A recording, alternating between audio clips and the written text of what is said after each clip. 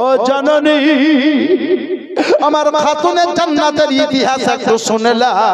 আমার মা ফাতেমা তুজ-জোহরা রাদিয়াল্লাহু তাআলা আনহা নবীর পরম মহব্বতের বেটি। নবী যাকে আবিদা বলতেন, নবী যাকে সাজিদা বলতেন, নবী তিনাকে তাহিরা বলতেন, জোহরা বলতেন, বতুল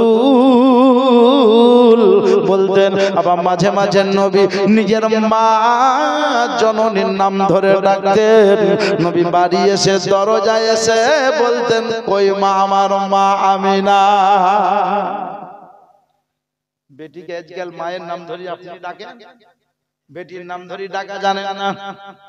বেটা বেটি দুইজনে যদি দরজায় চলে এসে আব্বা বলে, হাতে যদি আপনার এক ডজন কলা থাকে কিংবা 5টা রসগোল্লা থাকে কিংবা 2টো আপেল থাকে, বলেন কার হাতে দিবেন ওই ঠোলাটা? ইমানদারি বলে কার হাতে দিবেন? কার হাতে? বেটার হাতে। আপনি বিটি বলছেন ওটা চালাকি করি, হ্যাঁ বেটার হাতে দিবেন, কিন্তু নবী বলছেন বেটির হাতে দাও।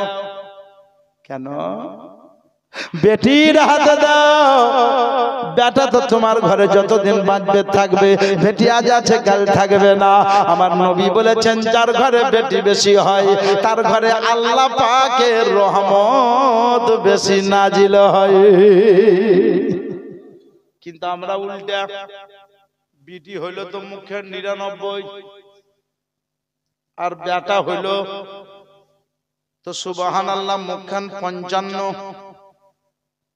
আমি বলার উদ্দেশ্য আপনাকে এই জন্যই বলছি, একটা জিনিস মাথায় রাখবেন, যদিও যখন আপনি মারা যাবেন, বেটা যদি কোরআন জানে, বেটি যদি কোরআন জানে, আপনার নামে আপনার বেটি যত খতম দেবে পরের বাড়িতে থেকে, আপনার নিজের বাড়িতে থেকে বেটা অত খতম দিবে না।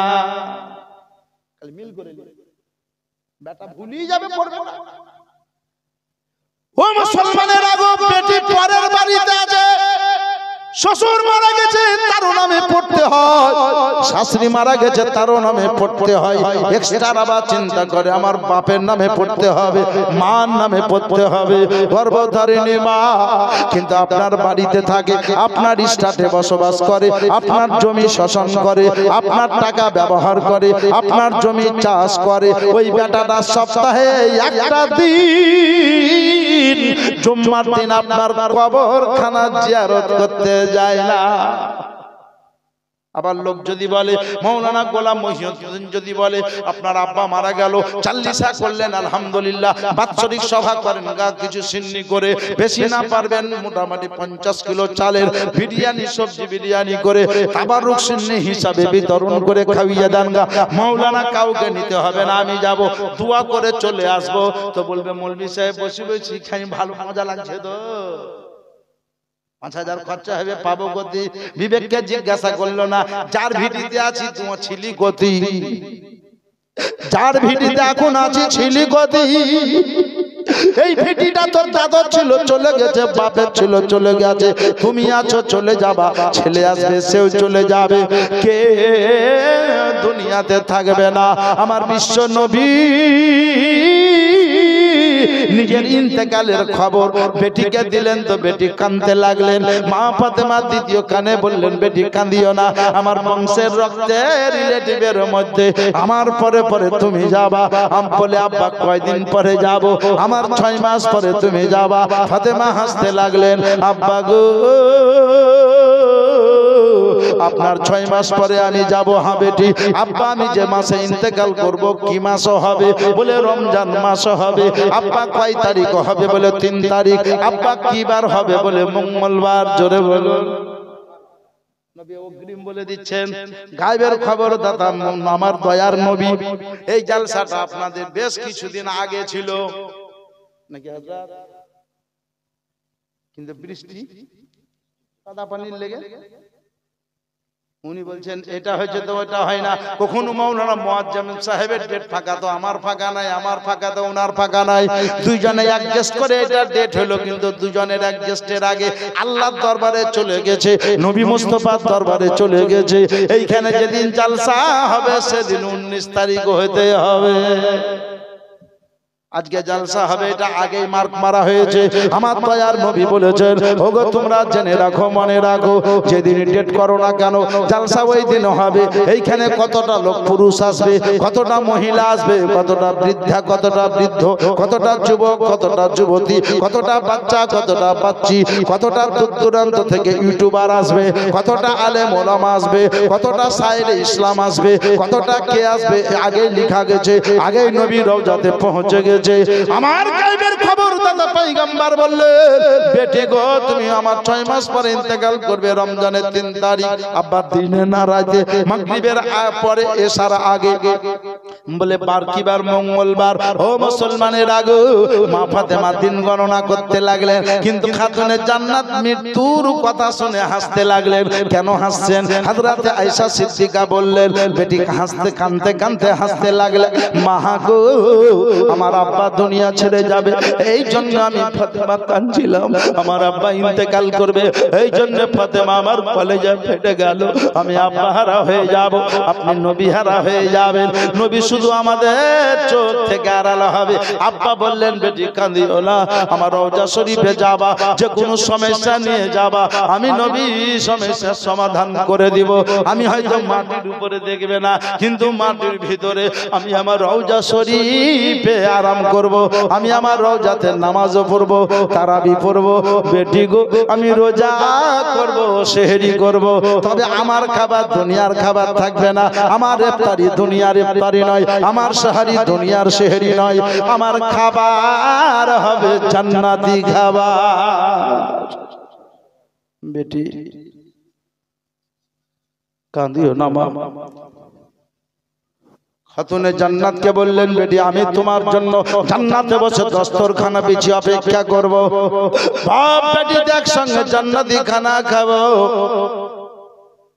মাকে বললেন, মা গো আমার আব্বা বলেছেন, আর দুনিয়া সিজিলিল মুমিনিন ওয়াল জান্নাতুল কাফিরিন, দুনিয়া মুমিনদের জন্য কায়েদখানা, কাফেরদের জন্য বেহেশতখানা। এই জন্য দুনিয়া থেকে চলে যাব, তার জন্য আমি আনন্দ পেয়ে গেছি। যারা আসলে মুমিন তারা দুনিয়া থেকে চলে যাওয়ার খবর শুনলে আনন্দ পায়। আর যারা মুমিন তারা বলবে, আল্লাহ আরো 2 বছর 2 বছর রাখো খোদা, আরো থাকি আরো থাকি আরো থাকি। আমার দয়ার নবী মুস্তাফার বেটি খাতুনে জান্নাত বললেন, সুবহানাল্লাহ। মা ফাতেমা বললেন, আমার বিয়ে যখন হয় আব্বা বলেছিলেন, বেটি গো স্বামীর কাছে জীবনে কিছু চাইও না। দুনিয়ার সব স্বামী চাই বিবিকে ভালো খিলাবো, ভালো পড়াবো, ভালো জায়গায় উঠাবো, বসাবো।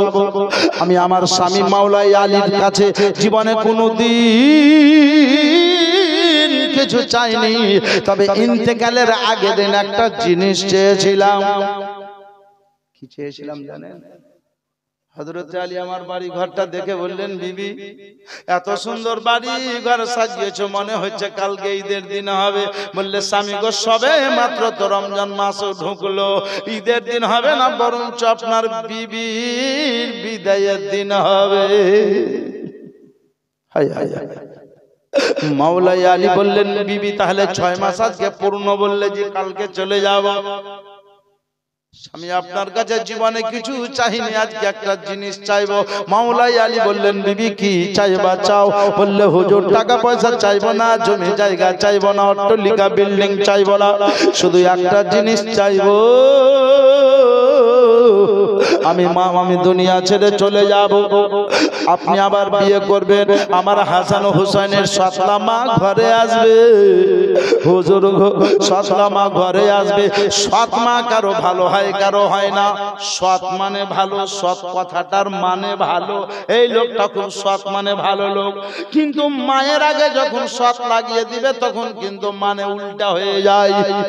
সৎ মা মানে ভালো মা। আরে মাকে কি ভালো মা বলতে হয়? দ্বিতীয় পক্ষের মা হলে ভালো মা বলতে হয়, কিন্তু কারো কারো সৎ মা ভালো হয়, কারো সৎ মা ভালো হয় না। যদি কোনো সৎ মা এই জালসায় বসে আছে, কথাটা মাথায় রাখবে। সতের ছেলেকে আলাদা ছেলে ভাববেন না, নিজের ছেলে মনে করে ভাববেন। আপনি যেদিন দুনিয়া থেকে চলে যাবেন আপনার ছেলেকে জগৎ ভালোবাসবে। মা ফাতেমার কথা বলতে গেলে চোখে পানি ঝরে যাবে। ইন্তেকালের খবরটা বড় মর্মান্তিক খবর। ইমামে হাসান হোসেন দূর থেকে দেখছেন, আমার মা আব্বার সঙ্গে কথা বলছেন। হযরতে যায়েনব উম্মে কুলসুম দূর থেকে দেখছেন, আমার আব্বা আব্বার সঙ্গে মা কথা বলছেন, মা আব্বা কথা বলছেন। কখনো মায়ের চোখে পানি ঝরছে, কখনো আব্বার চোখে পানি ঝরছে। এটা দেখে মা ফাতেমা বললেন, স্বামী গো, টাকা পয়সা জমি জায়গা চাইবো না, তবে আমার বাচ্চা দুটো ইতিম হয়ে যাবে, আমি চলে যাব। আমার ছেলেরা আপনার দ্বিতীয় বিবিদেরকে হয়তো যদি খাবারের জন্য বিরক্ত করে, আমার বাচ্চারা যদি এসে সৎ মায়ের কাছে খাবার চায় আর সে যদি বাচ্চাদের কথাতে বিরক্ত হয়ে আপনাকে বলে আপনার বাচ্চাদেরকে সামলাল, আপনার বাচ্চারা বারবার খাবারের জন্য বিরক্ত করছে, হুজুর আপনি আপনার বিবির কথা শুনে আমার হাসান হোসেনকে বকবেন না, আমার হাসান হোসেনকে আঘাত দেবেন না, আমার হাসান হোসেনকে মারবেন না।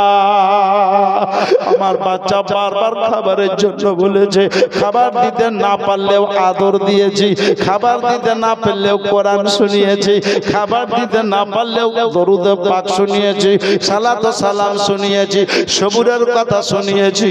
তো বাচ্চাগুলো যদি আমার আঘাত পায়, মা গো মা মা বলে কাঁদবে, আর আমি ফাতেমা জান্নাতুল বাকিতে স্থির থাকতে পারবো না। হুজুর এটাই চাইছি, আর একটা জিনিস চাইবো। কি বলে? আমি ফাতেমার নিজের গোসল নিজে করব, তবে হুজুর দুনিয়ার প্রথা অনুযায়ী আপনি আপনার হাতে আমাকে গোসলটা দিয়েন। জোরে বলুন। মাওলাই আলী দাঁড়িয়ে আছেন। মা ফাতেমা বললেন, আপনি জানেন আমিও জানি, আমার আব্বা বলেছেন বিবি যদি মারা যায় স্বামী তাকে গোসল দিতে পায় না, কিন্তু ব্যতিক্রম আপনি। কেমন? আমার আব্বা বলেছে জগতের বিবি মারা যাবে স্বামী তাকে গোসল দিতে পাবে না, কিন্তু আমার মা ফাতেমা ইন্তেকাল করবে, আমার ফাতেমাকে কিছু শর্তের বিনিময়ে হযরতে আলী গোসল দেবে। এটা কোন কিতাবে লেখা আছে? কিতাবের নাম ফতোয়ায়ে রাজাবিয়া। সেই কিতাবের লেখক আলা হযরত আজিমুল বারকাত কানজুল কারামাত জাবালুল ইস্তেকামাত ইমামে আহলে সুন্নাত ইমামে আহমদ রাজা ফজলে বেরলভী আলাইহি রহমান রিদওয়ান। আর কোন কিতাবে আছে কিছু শর্তের বিনিময়ে মা ফাতেমাকে হযরত আলী গোসল দিয়েছেন। কিতাবের নাম হলো কে আপ জানতে হ্যাঁ। এই কিতাবের লেখক আলে রাসূল সৈয়দ শাহ হুজুর হাসনাইন মিয়া রাহমাতুল্লাহ আলাইহি তিনি বলেছেন যে কিছু শর্তের বিনিময়ে মাওলাই আলী মা ফাতেমাকে পানির ছিটা দিয়ে গোসল দিয়েছেন। আর কোন কিতাবে লেখা আছে মা ফাতেমাকে হযরতে মাওলাই আলী গোসল দিয়েছেন না জানেন? তো মা ফাতেমা এই খুতবাতে মুহররম যেই কিতাবে লেখা আছে মা ফাতেমা নিজের গোসল নিজে করেছেন। খুতবাতে মুহররমের লেখকের নাম ফাকিহ মিল্লাত আল্লামা জালালউদ্দিন আহমদ আমজাদি আলাইহি রহমান রিদওয়ান। ও মুসলমানেরা গো, মা ফাতেমা মাওলাই আলীর হাত ধরে ধরে বলতে লাগলেন, স্বামী গো, এই জন্য আপনাকে বললাম আপনি আমাকে গোসল দিয়েন, শেষ গোসলটা এই জন্যই বললাম। হুজুর আপনি ছাড়া আমার দেহ অঙ্গ প্রত্যঙ্গ কেউ দেখেনি। হুজুর আমি যে ফাতেমা, আপনি ছাড়া কেউ আমাকে দেখেনি জননী। মাওলাই আলী বললেন, বিবি কথা দিলাম তোমার শেষ গোসলটা পানি ছিটা দিয়ে আমি দেব। মাওলাই আলী মনটা খারাপ, সাইডে চলে গেলেন। ইমামে হাসান হুসাইন ধরে এসে গলা ধরে বললেন, মা গো, আব্বার সঙ্গে কথা বলছিলাম, নিশ্চয় আমরা বুঝে গেছি তুমি কাল দুনিয়া থেকে চলে যাবা। জোরে বলুন। আহা হা, ওগো আমার মা জননী, কালকে দুনিয়া থেকে চলে যাব, আমরা কাকে মা বলে ডাকবো? মা ফাতেমা বললে, বেটা হুসাইন সবুর করবা যেমন সবুর তোমার নানা রহমাতুল লিল আলামিন করেছেন, সবুর করবা যেমন আমি তোমার মা খাতুনে জান্নাত সবুর করেছি। ও বেটা হুসাইন, আমার মা খাদিজাতুল কুবরা আমাকে কোলে নিয়ে বলেছিলেন আমার ফাতেমা যেদিন বড় হবে, ফাতেমার যেদিন বিয়ে দিব, সেই দিন আমি খাদিজা দুনিয়াতে থাকবো না, তার আগে দুনিয়া থেকে বিদায় হয়ে চলে যাব। হুসাইন সবুর করবা বেটা। তাছাড়া কথা শোনো, যখন মাকে মনে পড়বে, যখন মাকে খেয়াল পড়বে, জান্নাতুল বাকিতে যাবা, আর জান্নাতুল বাকিতে গিয়ে আমার মা জননী তোমার আমি আরাম করব। ও বেটা হুসাইন, জান্নাতুল বাকিতে মা মা মা বলে আওয়াজ দিবা, আমি তোমাদের আওয়াজ সাড়া দেব। বেটা মা ফাতেমার ছেলে মেয়েদেরকে, মা ফাতেমার 3টি ছেলে 3টি মেয়ে, বাচ্চা বড় ছেলের নাম হযরতে হাসান, মেজো ছেলের নাম হযরতে হুসাইন, ছোট ছেলের নাম হযরতে মুহসিন। কিন্তু হযরতে মুহসিন বাচ্চা অবস্থায় ইন্তেকাল করে গেছিলেন। ও মুসলমানের আগো, মা ফাতেমার 3টি বেটি, একটার নাম হযরতে যায়েনব, একটার নাম হযরতে উম্মে কুলসুম, একটার নাম হযরতে রুকাইয়া। অর্থাৎ মা ফাতেমা বললেন আমার বোনের নামের মিলানে আমার বেটিদের নাম রেখেছিলাম। আমার বেটি রুকাইয়া ছোট বেটিটা বাচ্চাতে ইন্তেকাল করে গেছিল। ও দুনিয়ার মুমিন মুসলমানের আগো, কথাটা জেনে রাখো, আমার মা খাতুনে জান্নাত 4টা ছেলে মেয়েকে নিয়ে বললেন বেটা হুসাইন, আমি তোমার মা থাকবো না, তোমার বোনেরা তোমাদের বাড়ি আসবে, বোনদেরকে এহেন কথা বলিও না, বোনেরা যাতে আঘাত পায় রে বেটা। কারণ বোনেরা যদি ভাইদের কাছ থেকে আঘাত পায়, মায়ের কথা মনে পড়বে, মা আমার বেঁচে নাই বলে আঘাত দিচ্ছে, মা আমার বেঁচে নাই বলে আমার কলেজাতে চোট মারলো, সেই সূত্রে আমি না আমার যায়েনব উম্মে কুলসুম যাতে মা বলে না কাঁদে। ও বেটা হাসান, ও বেটা হুসাইন, চিন্তা করিও না, ছেলে মেয়ে দুটোকে লক্ষ্য রাখিও, মেয়েরা যদি বাড়ি আসে আদর আপ্যায়ন করিও। আমি আপনাদেরকে জানাতে চাই ও মুসলমানের আগো, আর ভাইদের জন্য বলল বেটা বেটি যায়েনব, ও বেটি উম্মে কুলসুম, তোমার ভাই যদি কখনো বিপদে পড়ে যায়, তোমাদের কাছে যা থাকবে ভাইকে দিয়ে সাহায্য করিও। হযরতে যায়েনব বলেছিলেন কারবালার ময়দানে আমার কাছে দুটো ছোট ছোট বাচ্চা ছিল, যাদের বয়স ছিল 7 বছর 9 বছর, যাদের নাম হলো আউন মোহাম্মদ। ওই বাচ্চা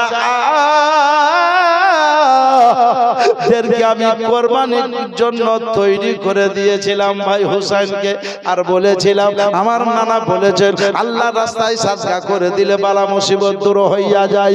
তখন হযরতে যায়েনব সামনে গিয়ে বলেছিলেন এই মুসিবতে সাদকা দিলে আল্লাহ পাক রহম করে। বিবি যায়েনব আরজ করে ভাই হুসাইনের তহরে, মুসিবত সাদকা দিলে আল্লাহ পাক রহম করে, আল্লাহ পাক রহম করে। আউন মোহাম্মদ করিছেন ফারিয়াদ, আউন মোহাম্মদ করিছেন ফারিয়াদ, ইনারাই হবেন কোরবানি ও ফাতেমা জননী। দিনের হুসাইন আজ বাঁচাইতে দিলে কারবালাতে হবেন কোরবানি ও ফাতেমা জননী। শহীদ তরে ফোরা তীরে বন্ধ করেছে পানি ও ফাতেমা জননী। আল্লাহ